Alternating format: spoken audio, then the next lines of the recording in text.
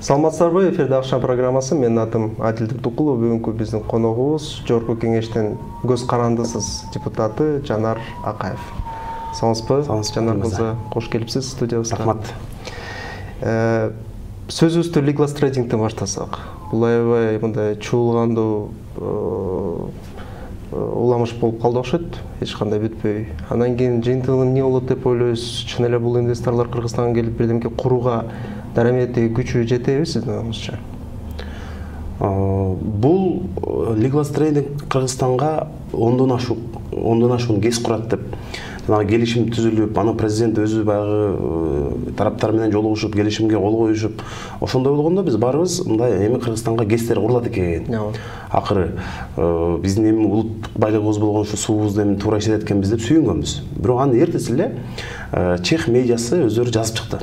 Бул Legal Trading деген мындай каражаты жок, эч бир жерде тажрыйбасы жок, кез куруу боюнча мындай белгисиз компания Кыргызстанга миллиондогон акчаларга кез курат деп жазып чыкканда барыбыз таң калып анан изилдей баштасак, чын эле ушул компаниянын тарыхы абдан начар экен. Бирок булар бизге берген маалыматында булар эмне үчүн конкурстан утту, сынактан, тендерден. Анткени ошол жерде депутаттар да катышкан. Булар айтыптыр, биз Арменияда, Австрияда ГЭСтерди курганбыз депчи. Бирок текшере келгенде булар бир дагы мындай ГЭС курган эмес болуп чыкты.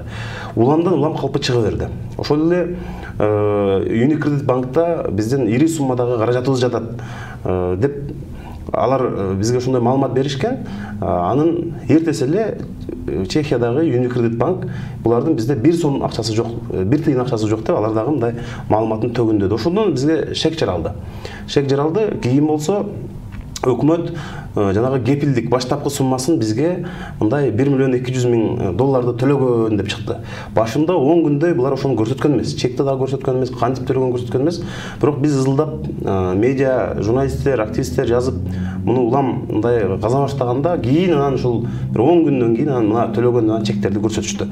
Биз билбейбиз эми ошондо дагы кой ызы чолуп кетти деп 1 миллион 200 миң долларды кайдан жайдан таппасаңар болбойт деп чыгарды окшойт. Эң кызыгы, буга Тышкы иштер министрлиги, Кыргызстандын Австриядагы элчилиги Legal Trading менен иштешкенге болбойт. Булардын эч бир тажрыйбасы дагы жок, акчасы да жок. Булар өздөрү башка жактан акча издеп жүргөн мындай ишкана деп кат жазышкан. Ошого карабай биздикилер мындай келишим түзгөнү аябай таң калыштуу болуп атат. Муну менимче парламентте азыр сөз болот. Анын үстүнө мына сентябрдын жарымына чейин булар жанагы Русгидродан карыз болуп калган 37 миллион долларды төлөп бериши керек.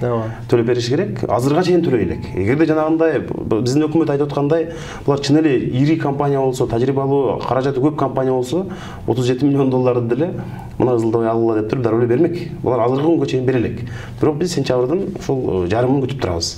Анан ошондо парламент мен ойлойм эми буга өзү аябай чоң реакция жасап, ошол тиешелүү адамдарды мындай жоопкерчилигин карап иштеш керек деп ойлойм. Анткени эми курса жакшы.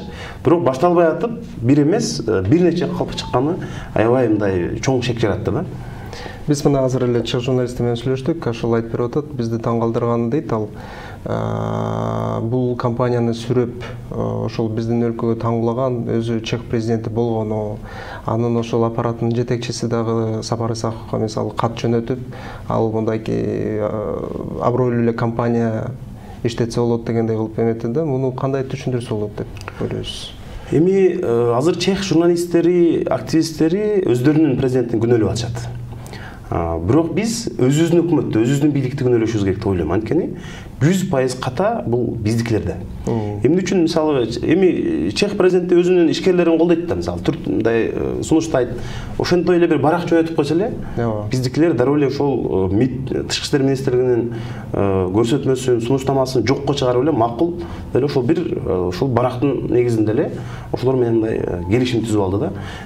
Биздин эксперттер менен сүйлөшүп келгенде бунун схеманын артында, күмөндүү схеманын артында балким кандайдыр бир башка компаниялар же өлкөлөрдө турушу мүмкүн дегендей да сөздөр айтылып келе жатат да, буга оңуз. Туура, бизде дагы ошондой күмөн бар. Анткени буларды кайсы бир ошол чет өлкөнүн адамдары ошентип бир атайын бир мындай жөнөтүп, ушундай бир чоң бир схема чыйып, бир махинациялык ири суммадагы каражат жөнүндө сөз болуп атат деп айтып атат. Бирок азыр эми муну дагы айтышка бир аз эрте. Анткени парламент чогулгандан кийин мен ойлойм ошол тендерди өткөзүп атканда комиссиянын мүчө болгон депутаттары элдин алдында мындай өздөрүнүн жүзү ак болуш үчүн сөзсүз айтып, биз комиссияда болгонбуз, бирок мындай чыгып калды деп туруп ошолор маселени көтөрүп, болбосо биз деле көтөрөбүз баштап, мындай каза келгенде булардын баары чыгат болуш керек деп ойлойм. Президентибиз пресс жыйында мындан чыр чыгарбай эле койгула, бул компания акча төлөбөсө чыгарып деле жиберебиз, үчүнчү компания башка инвесторлор келет деп айтып калды да. Чын эле кооптонбой эле койсок болобу деги эле мындай суроолорду деле көп бергендин өзү кажети барбы деген маани бар. Мен ушуга таң калам да, мисалы президент баш болуп, эми булар жарабай калса башкасын деп, биз эмне убакыт көппү бизде ошончолук эле мисалычы. Анда биз башка башында келишим түзгөндө ишенимдүү компаниялар менен сүйлөшүп, ишенимдүү инвесторлорду алып келишибиз керек да. Анан булар болбой калса башкасы, мына ушинтип отуруп, мына 6 жылда бир дагы ГЭС же бир ири чоң завод фабрика ишканалар курулган жок. Эми болсо азыр буларды өкмөттү керек болсо убакыттан уттурган үчүн дагы мындай күчтүү парламент болгондо чоң мындай жоопкерчилигин карамак. Булар болсо азыр эми өлкө башчысы баш болуп, булар болбой калса башкасына деле беребиз дегенде убакыт кетип атпайбы бирокчу. Убакыт кетип атат. Биздин мында мен ошол интервьюмда дагы айттым, суудан башка байлыгыбыз жок, газ жок, нефть жок.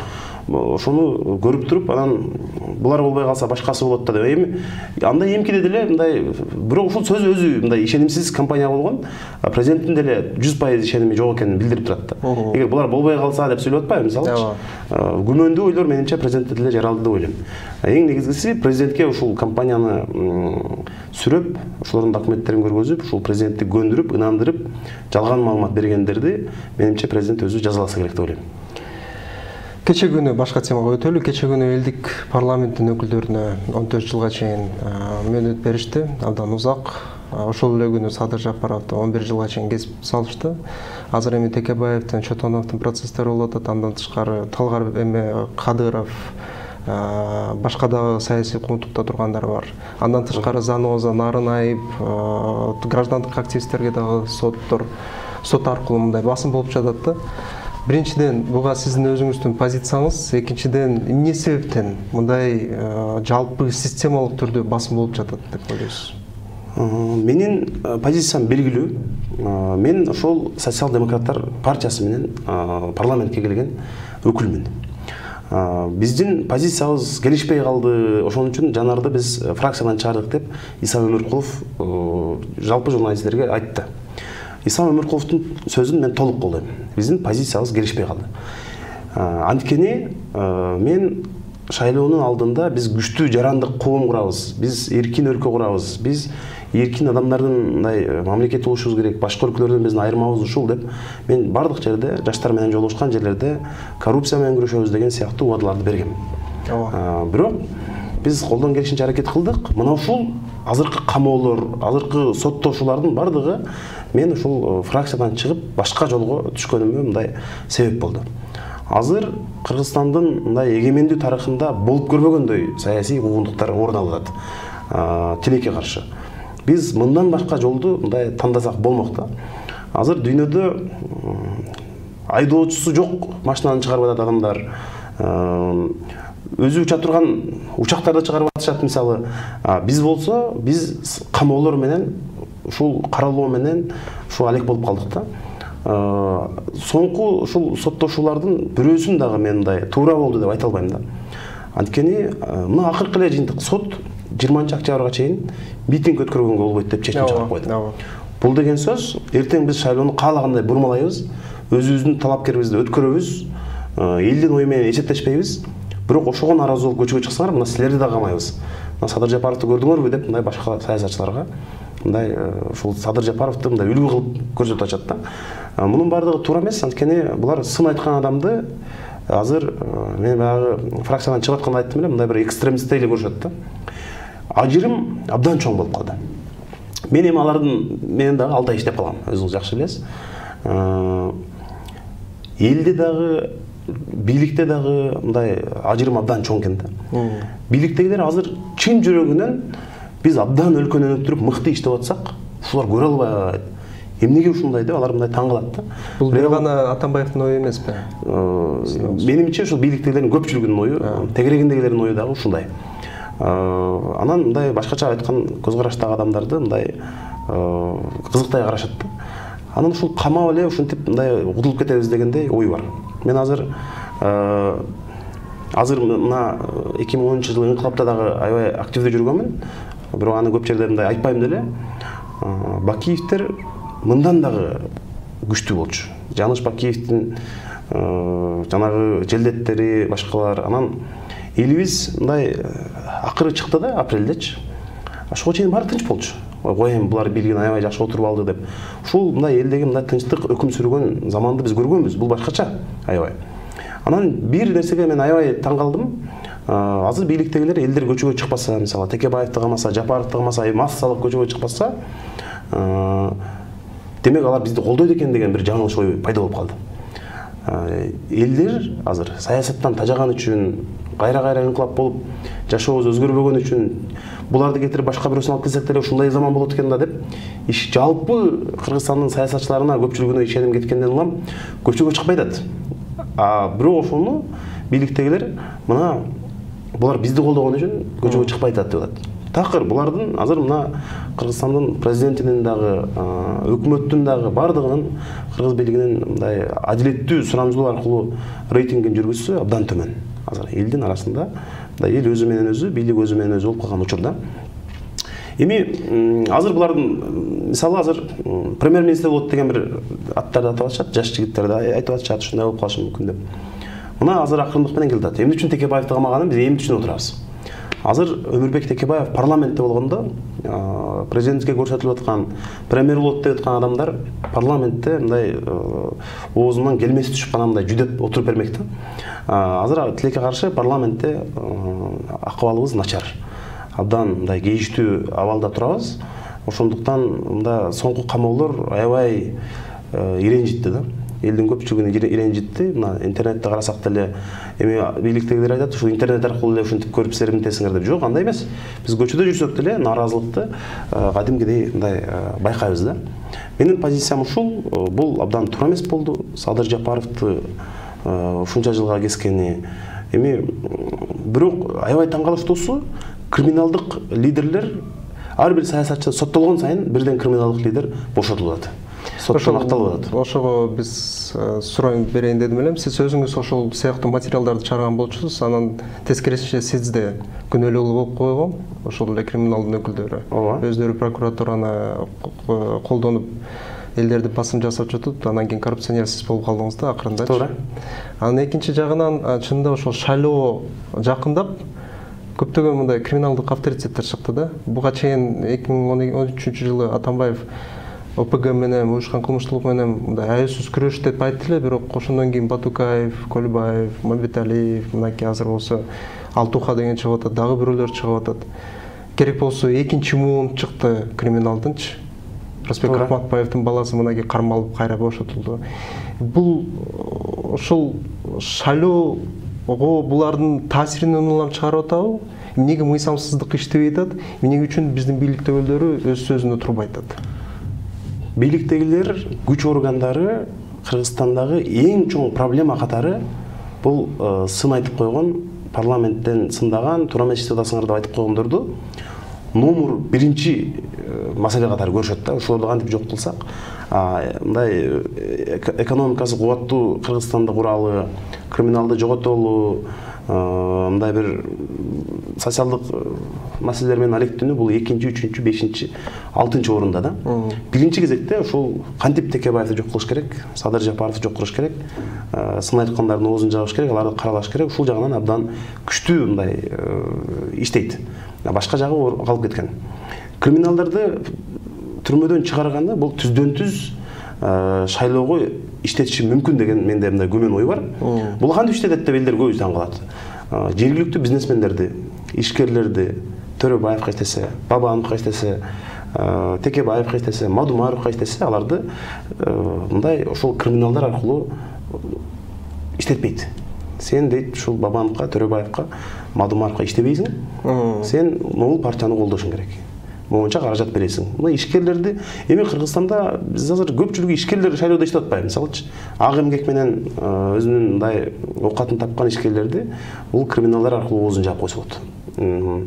Азыр административдик ресурс абдан катуу иштеп атат, бирок коркуу сезими бар. Башка кандидат жеңип кетиши мүмкүн деген коркуу сезими бар, бирок ошол эми криминал дагы бизге жардам берсин дегендей бир жаман ой болушу мүмкүн деп ойлойм. Анткени эмне үчүн ушунча жылдан бери чыгарбай шайлоонун алдында катар-катар криминалдарды сот аркылуу тездик менен бошотуп атканы аябай мындай таң калыштуу да. Сиз мынакей жаңы саясий карьера баштап жатсаңыз да адилет сөздөрдү айтып жатасыз. Анткени ошол себептен да сизди партиядан чыгарды окшойт. Эл болсо сизден гана эмес, жаңы муун өкүлдөрүнөн, жаш депутаттардан, СДПК булабы, башка фракциялардан булабы, ошолордон үмүт болгон болчу да. Алар ошол парламенттик трибунаны колдонуп, элдин кызыкчылыгы үчүн иштейт. Туура. Мындай чоң жумуш көрсөтпөсө да сөз түрүндө айтып турат деген мындай үмүт болсо дагы аны мындай күтпөй жатабыз да, эмне кандай түшүндүрүп бериңиз ошонучу? Мен шайлоо алдындагы баалык роликтеримди мен карап көрдүм. Карап көрсөм мен ошол мындай адилеттүү сөз айтам деп көп жерде мындай убада бергенмин да. Бирок жаштарда азыр бир пайдалуу мыйзамдарды элге кабыл алып, парламентте мындай элге кызмат кылдым деген дагы мындай азыр менин оюмча да, ал мындай жакшы эмес. Азыр Кыргызстанда эң биринчи кезекте парламенттин, саясий ишмерлердин, активдүү жаштардын принциби, позициясы, көз карашы кызык болот элдер. Ошого муктаж болот. Адамдар бир 10-15 мыйзамга эмес, адамдар адилеттүү сөзгө, калыстыкка муктаж болуп аткан учуру. Ошондой учурда мындай жаштардын көпчүлүгү, эми парламенттеги башка жаштарга мен жооп бере албайм. Албетте алардын да өзүнүн мындай көз карашы бар, өздөрүнүн жүйөсү болушу мүмкүн. Бирок мен жеке өзүм мындай башкача жолду тандашка түрткү болду да. Мисалы ошол эле мени айыптаганда эртеси эле жана фракциядан чыгарылбадыбы? Жанагы сөз эркиндигине карата жөө жүрүштү. Мен ошол эркин медиада иштеп жүргөнүм үчүн, ошол жактан элге таанылганым үчүн, ошол жактан курч телепередачаларды жасаганым үчүн алар мени чакырды да. Мен бир дагы СДПКнын лидерлерине, бийлик өкүлдөрүнө мени депутат кыласыңарбы, тизмеңерге кошуп аласыңар деп бирөөсүнө барган эмесмин. Бирөөсүнө дагы. Өздөрү чакырып мына ошондо тизмеге мындай кошконда мен акыркы сөзүмдө ошону айттым. Бирок ошол жөө жүрүшкө чыкпай эле коюшуң керек болчу деп ошол фракциянын жабык жыйынында лидерлери бир топ айтышты да. Сен эмнеге чыгасың, эми сен бияктасың да деп. Эми мен ошол 6 жыл азаттыкта иштеп, анан жүрүп турган эле бир күнү эле анан жок мен депутат элем. Жөө жүрүшүңөр өзүңөрдүн проблемаңар, эмне кылсаңар ошол кылгыла. Мен биякта адамдарга пайдалуу мыйзамдарды жазып атам. Ушул менин мыйзамым аркылуу Кыргызстан өнүгүп кетет. Мен силерге аралашпайм деп мындай туруп алганым бул абдан мындай жигитчиликке да жатпайт. Анан мындай туура эмес болчу да. Анан мен ошол жөө жүрүшкө чыктым. Анткени азаттык менен миллиондогон соттошуулар болуп атат. Занозаны абдан кыйнады. 24 KG менен соттошуп атат. Журналисттер өзүн өзү чектеп, журналистика бир аз мокой түштү. Мына айрым 1-2 гана телеканал, ашып кетсе бир гезит болушу мүмкүн, анан калганы 3-4 сайт.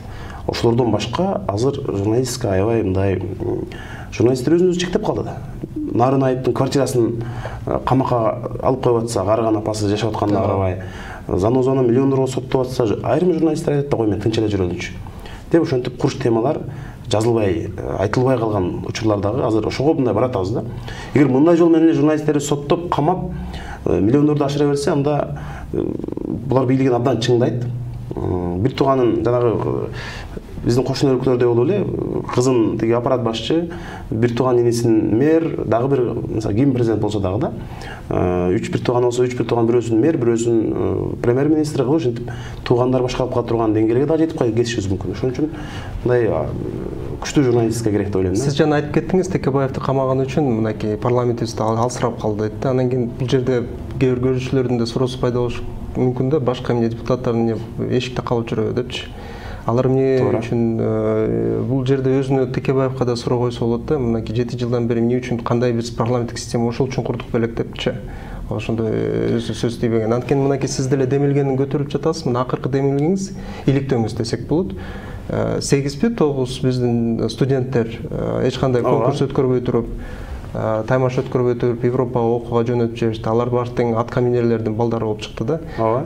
Мындан жыйынтык чыктыбы? Бул мен ойлойм жыйынтык чыкты. Министрлик улам жыйындарды өткөрүп, иликтөө кылып, өзүнүн ушул ката кетирген адамдарга мындай өзүнүн чечелүү жазаларын берип, бирок ийимки конкурс уюштурганда бул келечек үчүн жакшы болду деп ойлойм. Ийимки конкурс уюштурганда кой ушундай кызык жол болсун, кой мындай тынч өткөрөлү деп мындай коркуп чочулап калышты.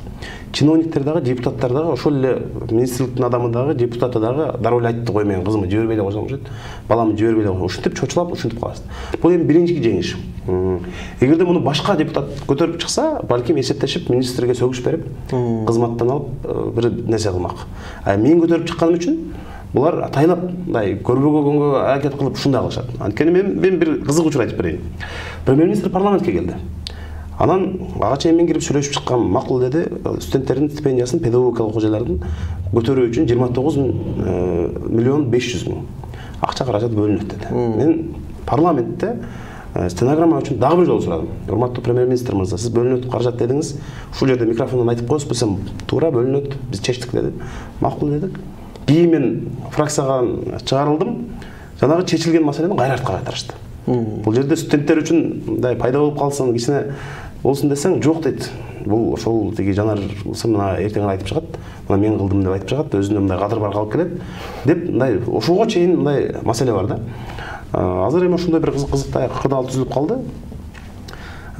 Ушул парламентте бирок менин оюмча сентябрда абдан парламент күчөйт. Мурдагыдай болбойт. Анткени президенттин кетерине 1-2 ай калды, ай калат. Өкмөт башы дагы жумуштан кетет. Күчтүн баары парламентке чогулат деп ойлойм. Мен спикердин дагы, азыркы спикердин дагы бир аз үмүт кылып атам. Анткени мындай баягы кичине болсо дагы кагылып согулуп, мындай өзүнүн ким экенин жакшы билгендей болду, бийликтин мамилесин жакшы билгендей болду. Ал дагы ушул парламентти жаңы деңгээлге алып чыкканга жан үрөсө аябай жакшы болот эле. Экинчиден, парламентте азыр 2 фракция, оппозицияда 3 фракция. Булар экөөсү президентке күчтүү талапкерлер. Аларга карата куугунтук болуп, административдик ресурсту колдонуп атканда, анан дагы эле унчукпай булар. Жок, бирок ушул жергиликтүү эле бийлик кылып атат. Бул президенттин ниети андай эмес. Бирок могул аким эле ушундай кылып атпайбы деген позицияны кармабай, тескерисинче күчтүү бир позицияны кармап, мындай өзгөрөт деген ишенимим бар да. Анткени аларга болгон азыркы мамиле жакшы болбой атат. Чындыгында бала бакчадагы мугалимдерден, тарбиячылардан баштап азыр кайсы бир партиянын бийликтеги кандидатка мындай үгүттөгөн, ошолорго кол койдурганга милдеттирген туура эмес учурлар болуп атат да. Эгерде партия лидерлери, фракция лидерлери ушуга дагы көз жумуп, анда унчукпай койсо, анда ушул парламенттин чабал болуп калганына ошолордун чоң күнөөсү болот деп ойлойм да мен. Сиз мына айтып кеттиңиз, парламенттик трибунадан мен ошол жанакы студенттер жөнүндө айтып резонанс жараттым депчи. Сиз азаттыкта иштеп жүргөндө мындан кем эмес резонанс жаратчу передачалар бар болчу. Андан кийин сиз азыр өкүнүп калбайсызбы? Ошол журналистикада кала берсем болмок экен депчи. Азаттыкта кала берсем, саясатка барбасам, эми азыр болсо саясаттан түңүлдүм, кайра журналистикага барам деген ойлор жок эмеспи силерде? Жок, андай жок. Мен эч качан мындай парламентке келгениме өкүнбөйм. Журналистикада биз кайсы убак болсо деле кайра кайтып барсак болот. Өзүңүз билесиз, мына Европада бүт министрлер, башкалар жумуштан кеткенден кийин мындай жөнөкөй почтальон болуп, бирдеме болуп, мындай өзүнүн мындай жөнөкөй эле жумушуна кайтып барып иштеп жүрүшөт. Болгону парламенттен көбүрөөк үнүң жетет экен. Чындыгында биз жаңы мыйзамдарды жаратуу эмес, баягы кесепети чоң жаман мыйзамдар менен күрөшүп атып дагы эле убактыбыздын көпчүлүгү ошого кеткен мындай учурлар болот. Баягы эл аралык коомчулукка, эркин медиага карата өзүңүз билесиз, мына 1 жылдан бери чабуул аябай парламентте катуу болду. Ошого мындай каршы туруп көп энергиябызды сарптаганга дагы мындай аракет кылдык да. Ошол жагынан парламентке келгенибиз мындай мен ойлойм, мындай жаман болгон жок. эми дагы алдыдагы 3 жылдан ашуун убакыт бар. Ушул убакытта дагы мындай бир эгерде тарап кетпесе парламент тарап кетпесе, тарап кетүү дагы мүмкүнчүлүгү бар эми. Эми азыр билбейбиз да ким президент болот. Менимче ошондон мындай көз каранды да.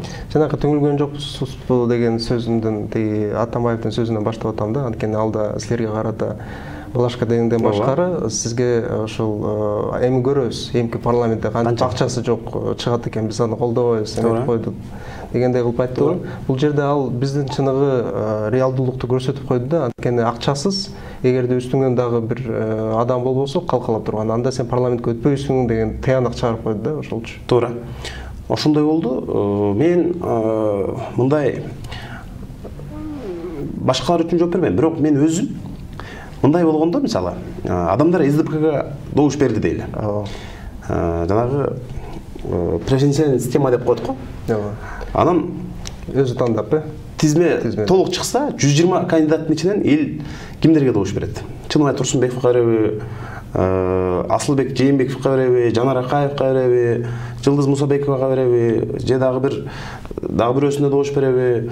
Аны эл өзү чечмек. Эгер ошондой болгондо башкача болмок. Мен Кыргызстандын, мисалы, Нарындан дагы, Таластан дагы, Баткенден дагы, Оштон дагы мындай жетиштүү деңгээлде мындай добуш берем деген адамдардын бар экенин билем. Бирок биздин тизмедеги алдыда турган саясий лидерлер ошончолук добуш ала беле, албай беле, ал дагы белгисиз. Азыр эми ким канча добуш алып атканын билбейбиз да, мисалы. Ошондуктан бул мындай эртерээк жыйынтык чыгарыштын дагы кереги жок. Эмки шайлоодо президент айтты көрөбүз деп, ошол мен дагы айтам көрөбүз. Биз добуш алганга, электорат менен иштегенге биз азыр күн сайын эле жаны үрөп жүрөбүз. Мындай эмки шайлоого мен кайра парламентке катышууга мындай ниетим бар. Бирок кайсы партия менен же бир жаңы партиялар дагы туттулет деп ойлойм. Анткени азыр баягы чекти да көтөрүп койбодубу? Залогду көтөрдү. Ошондой эмеден улам азыр көп биригүүлөр болот менин оюмча. Бирок заман өзгөрөт. Азыр заман өзгөрөт, такыр анткени биз мурдагы режимди көргөнбүз. Такыр мындай башка нукка өзгөрөт деп ойлойм да мен. Мынакей сиз кайра эле шайлоону айтып кеттиңиз. Ошол шайлоодо азыр элүүгө мындай арыз берип, бирок каттала элек. Биринчи болуп Сариев катталды. Эми 2-3 реалдуу кандидаттар бар, талапкерлер бар, бирок ошо менен катар биз экөөбүз тааныган, билген, жакшы мындай сыпаттап көтөрмөлөп турган мындай кандидаттар жок эмес да, прогрессивдүү деп аталганчы. Туура. Анан биз өзүбүз мындай дилемма болуп атабыз да, бир жагынан реалдуу кандидатты тандап бир эметебизби, же башканы колдоп, бирок ошо менен кошо ошол четтелип калабызбы шайлоодон кийин депчи. Өзүңүз мындай тандоо турган жокпусуз сизде? Мен азыр президенттикке талапкерлердин бирөөсүнүн дагы штабына иштеп, үгүт иштерине аралашып, мындай жардам берем деген ниетим жок. Бирок дээрлик бардыгы менен мен мындай жолугуп сүйлөшүп чыктым. Менин азыр шайлоодогу ролум мен өзүм тандадым. Мен августтун аяктарынан баштап сентябрдын башы ушул өзүмө окшогон жаштарды ээрчитип алып, региондорду, айылдарды кыдырайын деп атам. 3 киши болобу, 300 киши болобу, 1000 киши болобу жолугуп алып, мен коркпогула, өзүңөр тандагыла. Урматтуу мугалимдер, врачтар, аскерлер, силердин добуш берүү мыйзам боюнча жашыруун кимди шайлаганга мындай зордуктай албайт эч ким. Өзүңөр тандагыла, коркпогула деп туруп, мен ошо ал бир мындай регионго барып, мына Жалал абадтан баштайын деп атам. Ошо Жалал абад. Сиз өзүңүздүн тезкаңыздын саясатын жүргүзөйүн деп аткан турбайсызбы болгондурчу? Аскар Акаевдин алда ошентип айтпады беле? Акчасын ала бергиле, коркутуп караган анан кийин өзүңөр келгенде өзүңөр шайлай бергиле. Меники эми бир аз башкачараак болот деп ойлойм. Анткени азыр чындыгында эми жетишет эми, элге чыгып айтпасак болбойт. Мугалимдерди мындай дагы бир сөз таратып коюшуптур, жана биометрикадан өтпөдүкпү биз баарыбыз.